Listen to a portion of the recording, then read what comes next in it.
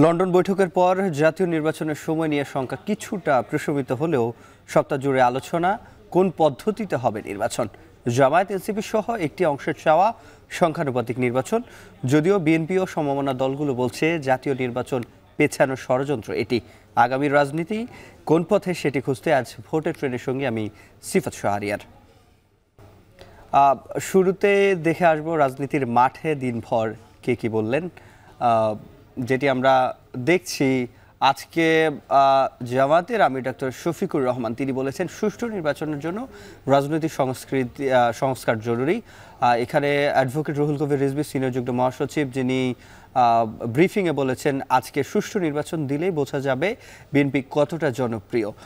এবং আমরা দেখছি হাসনাত আবদুল্লাহ দক্ষিণাঞ্চলের মুখ্য সংগঠক এনসিপির নেতা তিনি বলেছেন বিচার ও সংস্কারের মধ্য দিয়ে নির্বাচন এনসিপির মূল লক্ষ্য। এবং এদিকে বিএনপির সমমন একটি দল বাংলাদেশ এলডিপির চেয়ারম্যান সাদাত হোসেন সেলিম যিনি বলেছেন স্থানীয় সরকার নির্বাচনের দাবি জাতীয় নির্বাচন পেছানোর চক্রান্ত। আমরা দেখছিলাম দিনভর সব রাজনৈতিক দলই আজকে নির্বাচন এবং নির্বাচনের বিষয়গুলো নিয়ে আলোচনা করেছেন। আজকে এ নিয়ে আরও আলোচনা করতে চাই। আমাদের সাথে যুক্ত আছেন বাংলাদেশ জাতীয়তাবাদী যুব দলের সভাপতি আব্দুল মোনায়েম মুন্না। শুরুতেই মুন্না ভাই আপনাকে স্বাগত জানতে চাই। আপনার থেকে আপনাদের প্রথমবারের মতো পেয়েছি, আপনাকে অনেক জানার আছে আপনার থেকে। শুরুতে একটা বিষয় দিয়ে শুরু করতে চাই। একেবারে সাম্প্রতিক সময়ের 1 জুলাইয়ের একটি ঘটনা ঘটেছে। বনানীতে যুবদল নেতার বিরুদ্ধে একটি অভিযোগ যে হোটেলে ঢুকে তিনি যে কর্মকাণ্ড করেছেন তার জন্য আপনারা বহিষ্কারও করেছেন তাকে। আমরা এটিকে পরম্পরা হিসেবেও দেখছি, নানা সময়ে এরকম ঘটনা ঘটেছে এবং আপনারা বহিষ্কারও করেছেন। আমার প্রশ্ন সেখানে নয়, প্রশ্ন হচ্ছে এই বহিষ্কারই কি সমাধান কিনা মুন্না ভাই?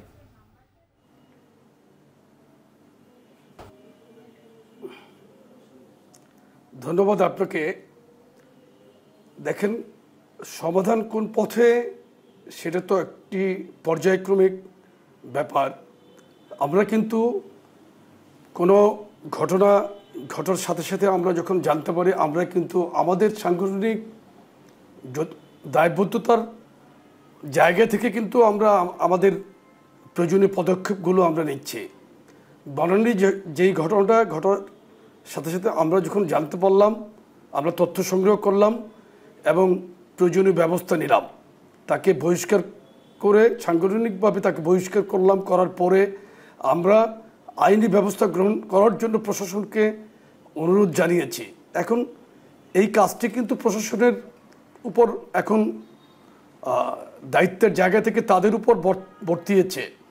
আমরা আমাদের জায়গা থেকে খুব ক্লিয়ারলি কিন্তু আমরা বলে দিয়েছি যে কোনো অন্যায়ের বিরুদ্ধে বিএনপির ভারপ্রাপ্ত চেয়ারম্যান জনাব তারেক রহমান জিরো টলারেন্স দেখাচ্ছেন এবং আমরা কিন্তু ওটাকেই অনুসরণ করছি। আমরা এক্ষেত্রে কাউকে কিন্তু ছাড় দেওয়ার কোনো রকম মানসিকতা আমরা দেখাচ্ছি না।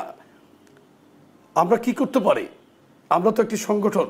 আমাদের সংগঠনে কেউ যদি সাংগঠনিক প্রক্রিয়ার বাইরে গিয়ে কোনো আচরণ করে আমরা সেখানে সাংগঠনিক যেই আমাদের যে ক্ষমতা, সাংগঠনিক ক্ষমতাকে কিন্তু আমরা প্রয়োগ করছি সর্বোচ্চ পর্যায়ে।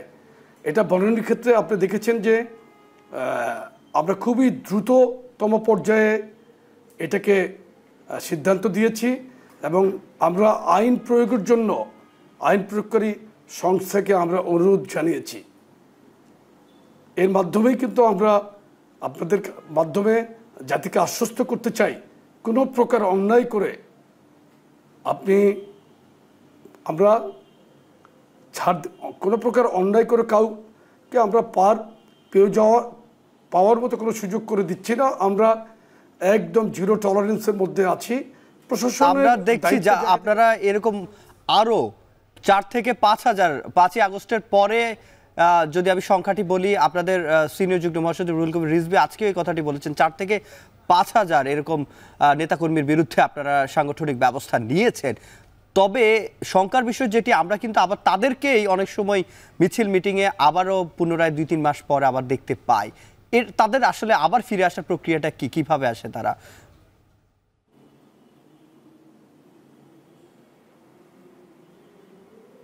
দেখেন, বিএনপি বৃহৎ একটি রাজনৈতিক দল।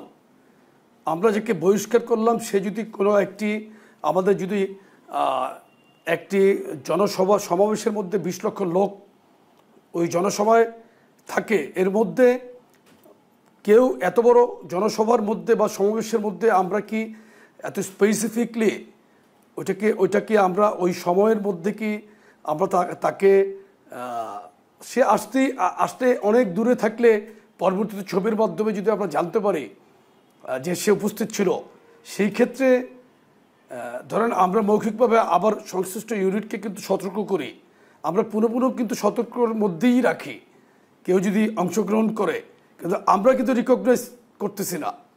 আপনি সেক্ষেত্রে খেয়াল করে দেখবেন যে বহিষ্কৃত নেতা কি আমাদের কোনো দায়িত্বশীল নেতার সাথে কোনো জায়গায় কোনো মিটিং করছে কিনা, বিচ্ছিন্নভাবে কোনো জায়গায় এসে উপস্থিত হয়ে যদি একটা ছবি তোলে, সেটা কিন্তু মেইন করে না যে আমরা তাকে স্বীকার করছি বা আমরা তাকে সুযোগ দিচ্ছি।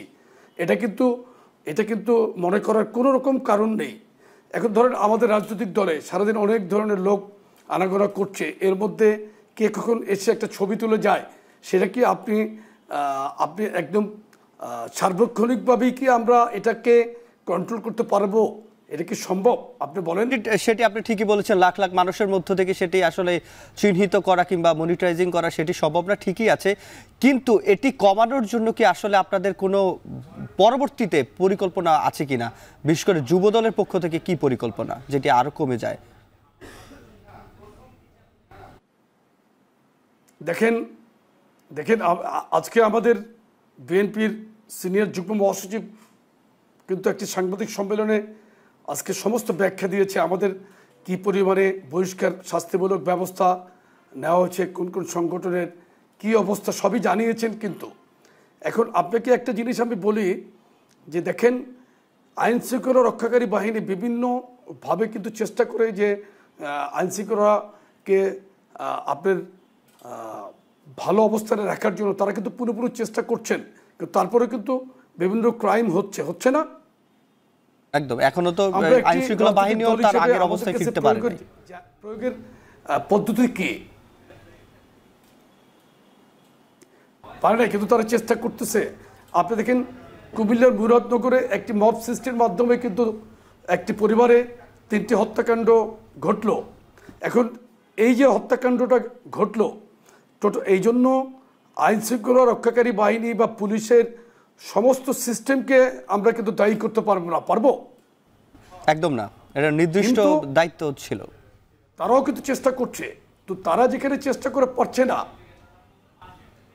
নির্দিষ্ট দায়িত্ব ওই সংশ্লিষ্ট হয়তো পুলিশ স্টেশনের দায়িত্বের জায়গা থেকে তাদের কি দায়িত্বের জায়গা থেকে তারা কি করেছে সেটা হয়তো প্রশাসন দেখবে। আমি ওই জায়গাটা একটা উদাহরণস্বরূপ বলছি যে রাজনৈতিক দল হিসেবে আমার যে দায়িত্বের জায়গা আমি সর্বোচ্চ প্রয়োগ করছি, কিন্তু এবং আমরা চেষ্টা করছি। কিন্তু আমরা গতকালকে আপনি দেখেছেন মোহাম্মদপুরেও কিন্তু আমরা আমাদের গুরুত্বপূর্ণ একজন নেতাকে, ঢাকা মহানগর উত্তর যুবদলের যুগ্ম আহ্বায়ককে কিন্তু আমরা বহিষ্কার করেছি এবং আইনের আওতা আনার জন্য আমরা কিন্তু অনুরোধ জানিয়েছি।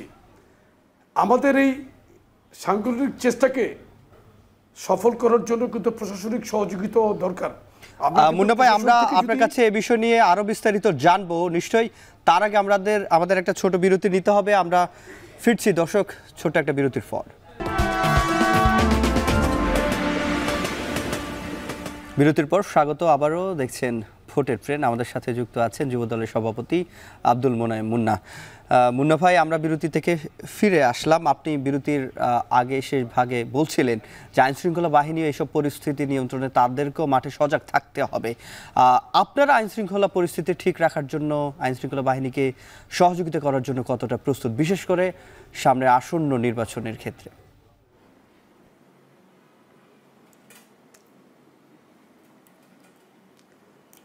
দেখেন, বিএনপি বাংলাদেশের সবচাইতে বৃহৎ একটি রাজনৈতিক দল, জনপ্রিয় রাজনৈতিক দল। নেতৃত্ব দিচ্ছেন বিএনপি ভারপ্রাপ্ত চেয়ারম্যান, একজন মেধাবী দক্ষ সংগঠক হিসেবে ইতিমধ্যেই বাংলাদেশের মানুষের কাছে যিনি জনপ্রিয়তার সর্বোচ্চ শিখরে আছেন, জনাব তারেক রহমান। উনি সব সময় কিন্তু বলেছেন যে 5ই আগস্টের পরে এই সরকারকে সহযোগিতা করছে বিএনপি এবং এই সরকারকে ব্যর্থ হতে দেওয়া যাবে না। এটার মাধ্যমেই কিন্তু সামগ্রিক পরিস্থিতি ব্যাখ্যা আপনি পাচ্ছেন। কিন্তু এর মধ্যে আইনশৃঙ্খলা পরিবেশ বলেন, রাষ্ট্রীয় যে কোনো পরিস্থিতিকেই কিন্তু বোঝানো হয়েছে। তো আমরা কিন্তু 5ই আগস্টের পরে বিশেষ করে আমি নিজেও কিন্তু আমাদের বিভিন্ন দায়িত্বশীল নেতৃবৃন্দ বিভিন্ন পুলিশ স্টেশনে যখন একদমই আপনার অবস্থা খুবই ভঙ্গুর ছিল পুলিশ প্রশাসনের, তখন আমরা পুলিশ স্টেশনগুলোতে পাহারা দিয়েছি, তাদেরকে সহযোগিতা করেছি, মন্দিরে পাহারা দিয়েছি। বিভিন্ন যখন আইনশৃঙ্খলা পরিস্থিতি একদমই ছিল না, তখন আমরা রাতে সজাগ থেকে কিন্তু বিভিন্ন এলাকায় কিন্তু পাহারার ব্যবস্থা করেছিলাম আমরা। সুতরাং এর মাধ্যমে কিন্তু আইনশৃঙ্খলা পরিস্থিতির উন্নতি কল্পে কিন্তু আমরা সার্বক্ষণিক কাজ সহযোগিতা করেছি। আগামীতে নির্বাচনকালীন সময় পর্যন্ত অবশ্যই আমরা আইনশৃঙ্খলা রক্ষাকারী বাহিনীকে সর্বাত্মক সহযোগিতা করার জন্য প্রস্তুত আছি। আমাদের সহযোগিতার মনোভাব কিন্তু সবসময়ই একই রকমই আছে। আমরা নতুন বাংলাদেশ বিনির্মাণের জন্য জনগণকে একটি নিরাপদ বাংলাদেশের ঠিকানায় পৌঁছানোর জন্য বিএনপি কাজ করছে। আমরা সেখানে বিএনপির সহযোগী অঙ্গ সংগঠন হিসাবে আমরা বিএনপির প্রত্যেকটি কমান্ডকে ফলো করছি, তাদের দেওয়া দায়িত্ব আমরা পালন করছি। আমরা মানুষের জন্য কাজ করছি, মানুষের পাশে থাকার চেষ্টা করছি। মুন্না ভাই, আপনি যেটি বলছিলেন যে বিএনপি এই মুহূর্তে সবচেয়ে বড় দল, আমরা সেটি বিশ্বাস করতে চাই, বিএনপি সবচেয়ে বড় দল। তবে আমরা বিগত 3টি নির্বাচনের সময় যেটি দেখেছি, জোর যার মুল্লুক তার নীতিতে চলেছে সবচেয়ে বড় দল আওয়ামী লীগ। সেই সময়টাই সামনের নির্বাচনে আপনারা কি একই পথে হাঁটবেন?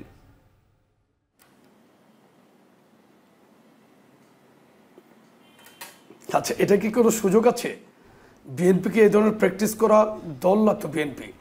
1991 সনে নির্দলীয় নিরপেক্ষ সরকারের অধীনে নির্বাচনে বিএনপি জয়লাভ করে রাষ্ট্রীয় ক্ষমতায় জনগণের ভোটে রাষ্ট্রীয় ক্ষমতায় এসেছিল। আপনার 1996-তে আবার তত্ত্বাবধায়ক সরকারের অধীনে নির্বাচন হয়েছে, আমরা ভোটের ফলাফলকে মেনে নিয়েছি। 2001-এ আবার তত্ত্বাবধায়ক সরকারের অধীনে নির্বাচনে সুষ্ঠু নির্বাচনে বিএনপি জনগণের ভোটে কিন্তু রাষ্ট্রীয় ক্ষমতায় এসেছিল। এরপরে আওয়ামী লীগ তার অধীনে নির্বাচন করেছে। 2014-তে তারা ভোটারবিহীন নির্বাচন করেছিল। খুব সম্ভবত 154 জন বিনা প্রতিদ্বন্দ্বিতা নির্বাচিত হয়েছিল।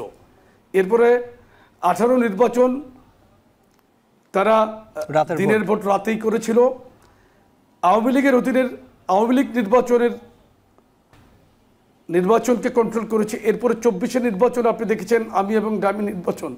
আর এখন যে নির্বাচন, এখানে রাষ্ট্রীয় ক্ষমতায় কারা আছে? ডক্টর ইউনূসের সরকার, একটা স্বাধীন নির্বাচন কমিশন।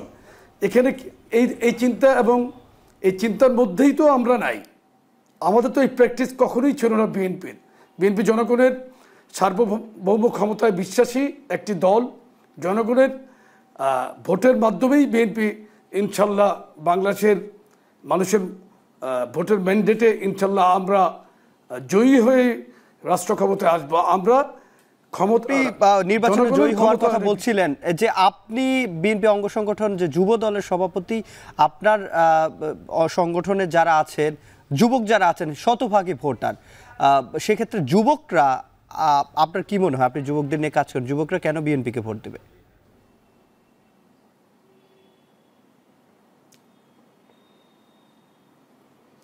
যুবকরা বিএনপিকে ভোট দেবে এই কারণেই, কিন্তু বিএনপি বাংলাদেশে গতানুগতিক যে যুব রাজনীতির বাইরেই কিন্তু একটি অন্য ধরনের বৈচিত্র্যময় বিএনপির যুব রাজনীতির মধ্যে কিন্তু আমরা আছি। আমরা সামাজিক কাজ করছি, মানবিক কাজের মধ্যে কিন্তু আমরা নিজেদেরকে ব্যস্ত রাখছি। আপনি দেখেন যে আমরা সাংগঠনিকভাবে জেলায় জেলায় কাজ করি, মানবিক কাজ করছি। আপনি আমাদের মধ্যে আর অন্য যুব সংগঠনের মধ্যে পার্থক্য কিন্তু আপনি একদম সুস্পষ্ট পার্থক্য আছে। সুতরাং আমরা বিশ্বাস করি বাংলাদেশের যুব সমাজের ম্যাক্সিমাম সাপোর্ট কিন্তু বিএনপির পক্ষেই কিন্তু যাবে ইনশাল্লাহ। আমাদের নেতা জনাব তারেক রহমানের নেতৃত্বের গুণাবলী এবং আমরা আমাদের নেতাকে অনুসরণ করেই কিন্তু আমরা রাজনীতির যেই সুন্দর যে প্ল্যাটফর্ম তৈরির যে ভিত্তি, সেই ভিত্তিকে আমরা কিন্তু এগিয়ে নিয়ে যাওয়ার ক্ষেত্রে কিন্তু প্রাণান্ত চেষ্টা করছি। আমরা বিশ্বাস করি আমাদের এই চেষ্টাকে বাংলাদেশের যুব সমাজ কিন্তু গ্রহণ করেছে। ইনশাল্লাহ এটা প্রতিফলন পজিটিভলি আমরা আগামী নির্বাচনে দেখতে পাবো। আমরা আপনার কাছে আবারও ফিরবো, তবে তার আগে নিচ্ছি আরেকটা বিরতি। স্বাগত আরও একবার। আপনারা দেখছেন ভোটের ট্রেন। আমাদের সাথে যুক্ত আছেন যুব দলের সভাপতি আব্দুল মোনায়েম মুন্না। মুন্না ভাই, আমরা একেবারে শেষ পার্টে রয়েছি। আপনার থেকে আমরা 2-3টা একেবারে সংক্ষেপে জানতে চাই, বা শুরুতে জানতে চাই, যারা রাজনীতির সাথে যুক্ত আমরা দেখি গতানুগতিক, তাদের কোনো পেশা থাকে না, যার কারণে তাদেরকে চাঁদাবাজি করতে হয়। যুব দলের সাথে কিংবা বিএনপি অঙ্গ সংগঠনের সাথে যারা জড়িত, যারা ছাত্র না, তাদের কর্মসংস্থান কিংবা তাদেরকে স্বনির্ভর করার জন্য কি আপনাদের কোনো পরিকল্পনা আছে কিনা?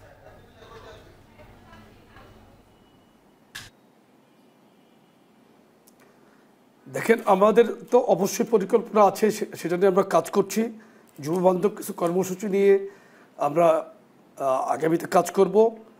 দেখেন, কাজ করতে জানলে অনেকভাবেই কিন্তু আপনি যুব সমাজকে প্রশিক্ষিত যুব সমাজে পরিণত করা যায়। ইনশাল্লাহ আমরা করতে পারবো আশা করি। এবং আপনাকে বলি যে আমাদের যুবদলের সাথে আমার বাস্তব অভিজ্ঞতা, আমরা যেটা দেখছি, আমাদের যুবদলের জেলাভিত্তিক ম্যাক্সিমাম নেতৃবৃন্দই কিন্তু কোনো না কোনো ব্যবসা বাণিজ্যের সাথে তারা লোকালি জড়িত। তাদের পারিবারিক ব্যবসা, হয়তো গত আওয়ামী লীগের এই কঠিন সময়, ফ্যাসিস্ট শেখ হাসিনার সময়ে অনেকে অনেক সমস্যা জর্জরিত ছিল, এলাকায় যেতে পারতো না, ব্যবসা বাণিজ্য নষ্ট হয়েছে। আমার ব্যক্তিগত ব্যবসা বাণিজ্য কিন্তু অনেক ক্ষতিগ্রস্ত হয়েছিল। তো সুতরাং আমি এটা আপনাকে এনশিওর করতে পারি যে ইনশাল্লাহ রাষ্ট্রীয় ক্ষমতা বিএনপি জনগণের ভোটে আল্লাহর হুকুমে আসলে আমরা সুষ্ঠুভাবেই যুব সমাজকে আমরা পরিকল্পনা মাফিক প্রশিক্ষিত যুব সমাজে ইনশাল্লাহ আমরা নিতে পারবো।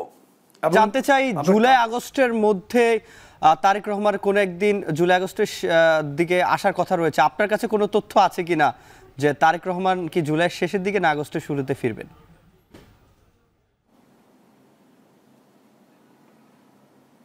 উনি কিন্তু খুবই ক্লিয়ারলি বলেছেন গত পরশুদিন, খুব সম্ভবত পটুয়াখালীর সম্মেলনেই উনি খুব সম্ভবত বলেছেন যে খুব শীঘ্রই আমাদের সাথে ওনার দেখা হবে। বাংলাদেশের জনগণের সাথে দেখা করার জন্য উনি আকুল হয়ে আছেন। ইনশাল্লাহ উনি খুবই শীঘ্রই বাংলাদেশে ফিরবেন আমরা আশা করি। একেবারে 10 সেকেন্ডে জানতে চাই যে আপনারা আসলে বড় দল হিসেবে জনগণের প্রত্যাশা কতটুকু, কত শতাংশ পূরণ করতে পেরেছেন?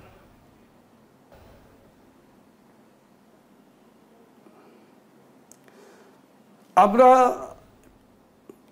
চেষ্টা করছি, আপনারা মূল্যায়ন করবেন। তবে আমি একটা কথা আপনাদেরকে বলতে চাই যে আমাদের প্রিয় সাংগঠনিক অভিভাবক বিএনপি ভারপ্রাপ্ত চেয়ারম্যান জনাব তারেক রহমান, উনি মুখে যেটা বলছেন অন্তরে সেটা বিশ্বাস করছেন এবং সেটা করবেন ইনশাল্লাহ। জি, বাংলাদেশকে আমাদের আসলে হাতে একেবারে সময় কম। আপনাকে অসংখ্য ধন্যবাদ এখন টেলিভিশনের সাথে যুক্ত হওয়ার জন্য। দর্শক, ভোটের ট্রেন আজকে এই পর্বে এখানে শেষ করছি। আবারও দেখা হবে নতুন পর্বে নতুন কোনো বিষয়। সে পর্যন্ত শুভকামনা।